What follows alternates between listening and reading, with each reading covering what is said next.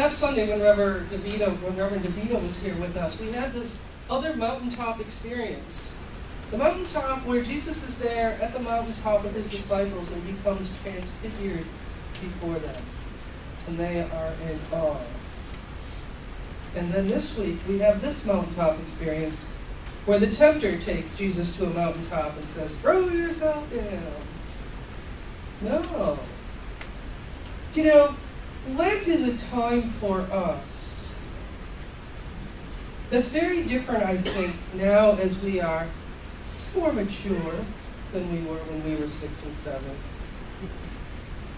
about how to understand this season. We use purple because it was penitential. Personally, I wear it because it's a good color. Good thing. It really is. But we really focus on now something else. These are 40 days that Jesus just spent in the desert, having a desert experience. And many of us have had desert experiences when everything in our life seemed to have dried up. There was no refreshment or water in sight. And we just seemed to be wandering around lost. It is also reflective of the 40 years that the Israelites wandered. And now we have 40 days of Lent, exclusive of Sundays for those of you who give up things in case you want not to give things up for 7 Sundays. Now you can if you want, that's up to you.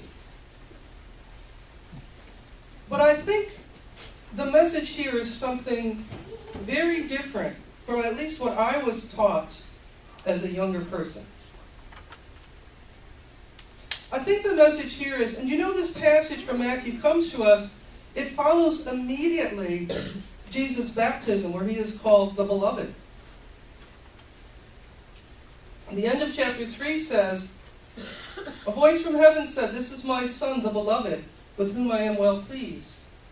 And the very first sentence of chapter 4, then Jesus was led up by the Spirit into the wilderness to be tempted by the devil. That's a pretty amazing juxtaposition in anybody's life. Here is a person who is a person, as well as a divinity, however that works, who is trying to probably wrap his heart around that someone just called him beloved. Have we wrapped our hearts around that concept? That God has named us God's beloved? Because I think sometimes we operate out of a system of something in our heads that suggests we're less than beloved. And then all kinds of not so pleasant things start to happen. And so I think it's really significant that we remember, just as Jesus needs to remember for this 40 days, how beloved we are. We were created in love. We were created to love and to be loved. And we can't lose sight of that. And then we have these 40 days of fasting. Now, having been raised in a different tradition, fasting was some concept I'm used to. I never did it well. 40 days was a long time, so I used to go for about 40 minutes. And sometimes I succeeded.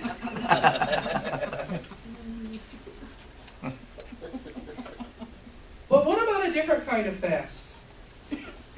One of the things that the United Church of Christ is asking us is to do a carbon fast, where we leave a smaller carbon footprint in the world through any number of activities, like carpooling, and I don't know, different things, taking the stairs. But one of the ones that came through this week was to not let your car idle when you're stopped at a drive-through or a bank or wherever. For 2 reasons. 1, it costs you money. And 2, if you turn your car off and then restart, it actually takes less gas. So you're leaving less fuel emission in the atmosphere as well. Did y'all know that? It saves you money and it leaves less, because we were told, don't turn it off, it takes more gas to restart it, right? That's what we was told. That's yeah. apparently not true. Apparently that's not true. And I read that months ago, probably years ago now, because at the beginning of the recession, they were putting articles in the paper about how to, try to, economize, and that was one of the things they told us there. So the whole idea of fasting, I had a friend who gave up television one Lent, fasted from television. He had a small child at the time. He has since, as a pastor, he has since vowed never to do that again. Sure. But if we think about it in a positive way, from what can I fast that helps my community, my world that I live in? I don't know. It may be something you want to think about. But I think the real message is not so much about fasting, but about the temptations that are here. Because that's what I was thinking about this week. The tempter came and said to him, if you are the Son of God, command these stones to become loaves of bread. And he answers, and it's a quote from Leviticus. It is written, one does not live by bread alone, but by every word that comes from the mouth of God. And I think in the first century when Jesus said this, probably food was a big issue for folks. Unlike ourselves, where 2/3 of Americans are now overweight. But I think it's really about satiation. I think it's really about, what do I do that satiates or satisfies my senses that keeps me from a closer relationship with God? See, I think we do things, just, we go eat caramel apples, or we go to a movie, or whatever it is we do. It's not an evil action. I think sometimes, though, if we become obsessive about something, like I must play 99 games of Words with Friends before I go to bed tonight, because I must beat Karen Ramos one more time. Well, she's beaten me a number of times, so. Then that's different. And so I think Lent and this passage are both invitations to us to let go of those things that we build as walls that keep us from God and the God that is in each of us, to keep us from one another. And so I think that's the first temptation we're asked to ponder. Is there something in my life that I really need to think about, because it's keeping me, because I do this thing, it's keeping me from doing something in love, doing something loving, doing something of God? I think we just need to think about that. Maybe there is, maybe there isn't. I know for me, I try to get it to a short list. I don't know about y'all. Then there's the second temptation. And the tempter took him to the holy city and placed him on a pinnacle of the temple, saying, if you are the Son of God, throw yourself down, for it is written, he will command his angels concerning you on their hands. They will bear you up, so that you do not dash your foot against a stone. And Jesus said, again from Leviticus, it is written, do not put the Lord your God to the test. And so I think the second temptation we're asked to ponder this day is, do we test God? Do we test God? I don't know about you, but I was always one of those students that wanted to be an A student and everything. And so when it came crunch time and it was final exam time or something, you'd be in this giant hall of other people taking the final exam, and you'd be praying madly that the right answers would come to you. Do you remember those little things? Or do you remember the time that you drove through wet tar with your father or mother's car, and you had to bring it home, and you couldn't get it cleaned up in time, and you were praying madly that darkness would fall quickly that night? You remember that kind of test? See, we do these things. It's kind of like bargaining. Y'all are familiar with the prayer bargain concept. And so I think the second temptation is, do we test God? Do we test God? I'll love you, God, if you X, Y, Z. Or I'll know you love me if you A, B, C. You know what I'm saying? I think that's the second invitation we're called to ponder this first Sunday of Lent. And then the third one. Again, the tempter took him to a very high mountain and showed him all the kingdoms of the world and their splendor, and said to him, all these I will give you if you fall down and worship me. And Jesus said to him, away with you, Satan, for it is written in Leviticus, worship the Lord your God and serve only God. I think the third temptation is the temptation of power.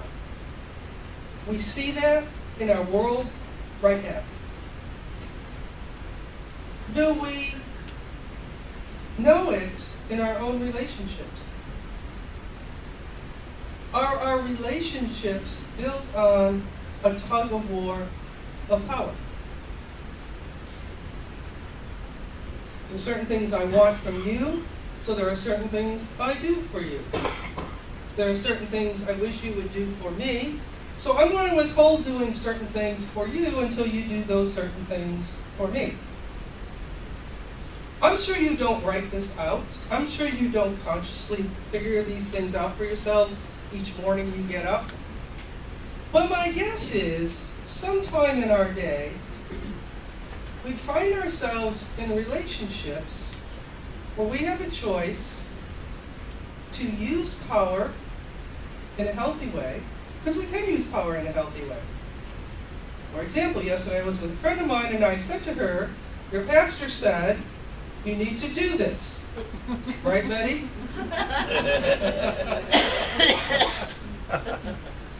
Cheryl liked that a lot, just so you know. But we can do that. Many of us find ourselves in positions of power. If we teach, if we are social workers, if we're real estate agents, if we fill out people's tax forms. Isn't that a powerful thing, Joe? Yeah. I'm going to save you this money, maybe. Are you the hero most days, or are you the other thing? Billions. You save people millions, just Billions. like isn't that amazing? Billions, yeah. So you're a hero those days, of course. But see, and it makes us feel good to be heroes, right? But here's the other piece. What we're called to ponder is not abusing power. Not abusing power. Like, Mary, these are flowers for you, and I'm going to give them to you because when we go home, I want you to wash all the house windows, okay? Just so you know, that's never happened. But we have to be aware of that. That's the temptation we're being asked to ponder. You know, am I in a position where I am using power to be in right relationship and to help people build their lives? Or am I using it to destroy parts of people and parts of their lives? That's our question. Now, if you're used to the old Lent, then you're used to the pastor now talking to you into a feeling of guilt, right? Look, I'm supposed to make you feel guilty now, so you do something different for the next 40 days, right? Isn't that part of my job description, right? I'm supposed to make you feel guilty. See, I don't believe that's what Lent is about. I really believe it, and I said this Wednesday, that Lent is an invitation.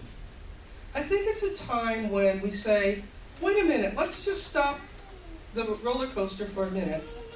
Let's get off and see how the world feels when we're not spinning around, upside down, in darkness. Can you tell I just came from a week at Disney? But when we stand still and root ourselves in God's presence, because that's what Lent's asking us to do.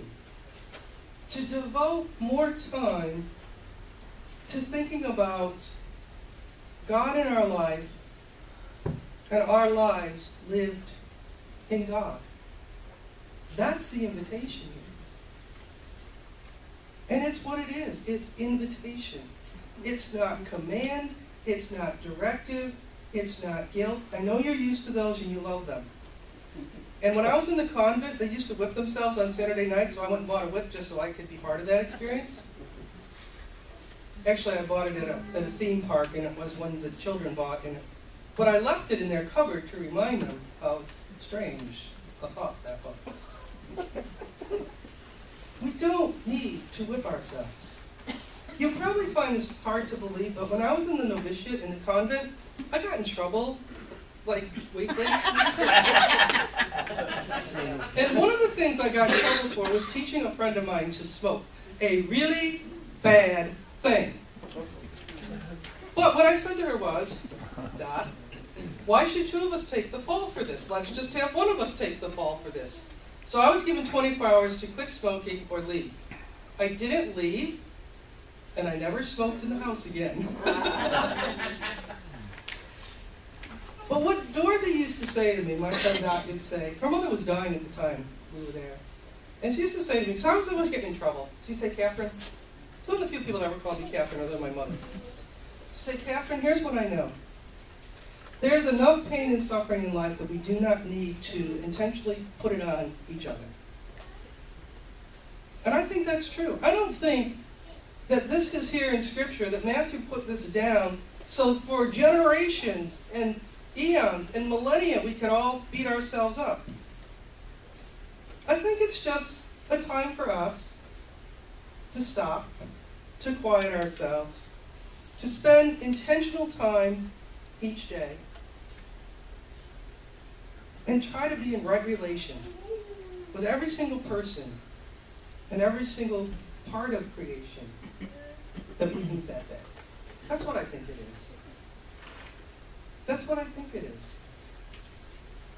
Yesterday we were on our way out of town, and on our way out of town we stopped at a stoplight by a 7-Eleven where two men were fighting, and one had the other on the ground in a chokehold. Now, I'm pretty much thinking, even though I was probably as big as that guy, that I wasn't going to be able to separate them physically. So I just called 911 because I wanted somebody else to come over and help them. It seemed that they were fighting over a can of soda from what we could see from the car. That's what it seemed.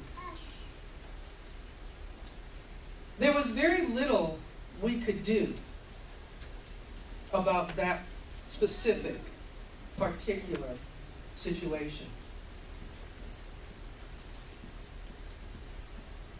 And what came to me was the insight that there's something we all need to do to try to change a culture, a society, a world,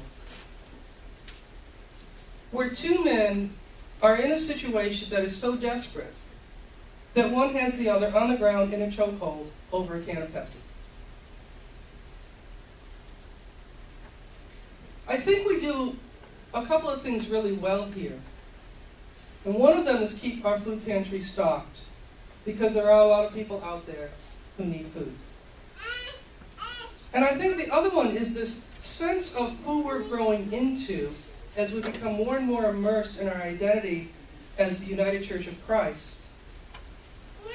And it's found in this canister that we talked about last week. And we would have had Wednesday night, but I didn't tell Al to get it decorated in time for Wednesday night, so we used something else. But our discipline, and I invite you to this discipline, I do not challenge you, I do not admonish you, I'm not going to guilt you into it, I'm not going to sit and take notes about who did this and who didn't.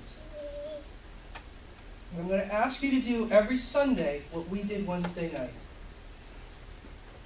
I'm going to ask you to go into your pocketbook or your pocket or your purse or whatever it is you have and pull out your change. I'm going to ask you to look again and pull out the smallest bill that you have. Whether it's $1 or a $5 bill or a $100 bill, I don't know what y'all carry. And I want you to look at those and decide which is the least. Mommy. And I invite you to take the least you have that you can spare. Now, if you can't spare either one of those, I get that. I'm not asking you to put in something you can't spare.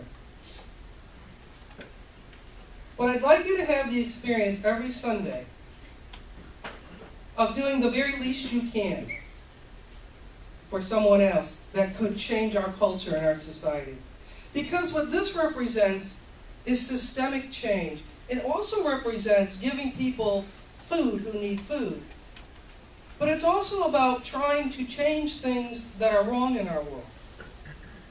And one of the things I believe is wrong in our world is that two people find themselves in a situation where they're fighting over a can of Pepsi, and someone's going to bodily harm someone else because they both want and or need a can of Pepsi. So this canister is going to be here. There's a cloth in it. That cloth represents the widow's mite. Remember the story of the widow's mite, where she gives 2 pennies, but it's more than somebody else who gave a ton of money? It's there so you don't know what anybody else gave, and no one knows what you gave. That's the point of it.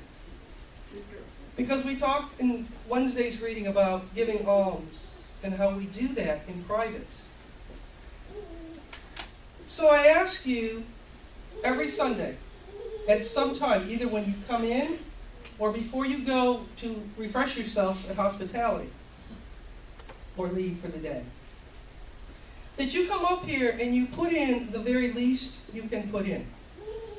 And the very least you can put in may be a prayer, and I get that. Or it may be a nickel, and I get that.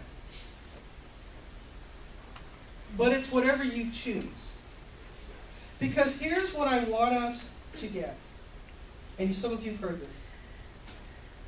When we put in the very least we can put in, that makes a world of difference to someone who has nothing.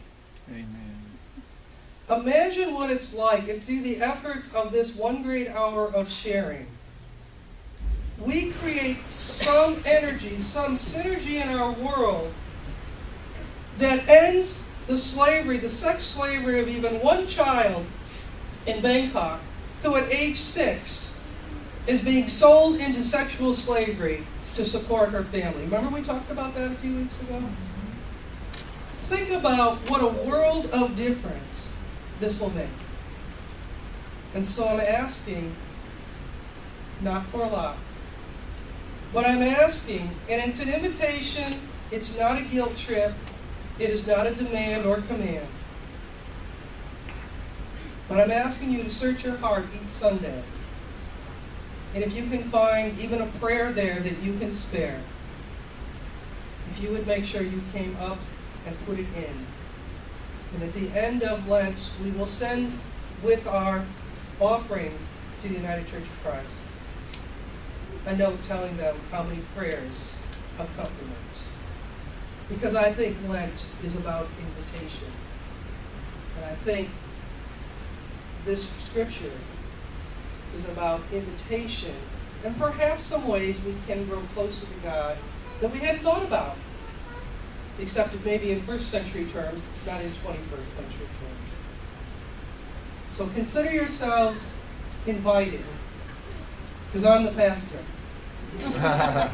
invited to grow closer to God this Lent, and watch how it changes your life, the lives of those around you,